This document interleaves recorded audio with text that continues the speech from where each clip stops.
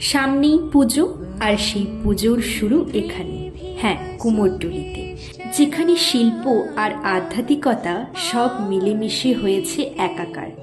শুরুতে এক মুঠো কাদা, এক ফালি খড়, তারপর ধীরে ধীরে ফুটে ওঠে প্রাণের স্পন্দন। দিনের পর দিন, রাতের পর রাত, শিল্পীর আঙুলে তুলির ছোঁয়ায় গড়ে ওঠে আমাদের ঠাকুর।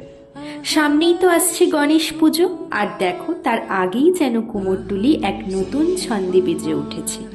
হাতের মাটিতে জন্ম নিচ্ছে বাপ্পার হাজারো রূপ, কেউ বড়, কেউ ছোট, কারো হাতে মোদক, আবার কারো হাতে রয়েছে লাড্ডু।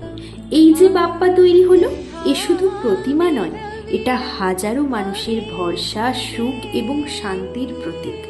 কুমোরটুলির সরু গলিতে শোনা যায় হাতুড়ি ছেনির শব্দে মিশে থাকা এক অদৃশ্য আনন্দ সঙ্গীত। কুমোরটুলির প্রতিটি গলি যেন আজ গান গেয়ে চলেছে, এসো গণপতি বাপ্পা মোরিয়া।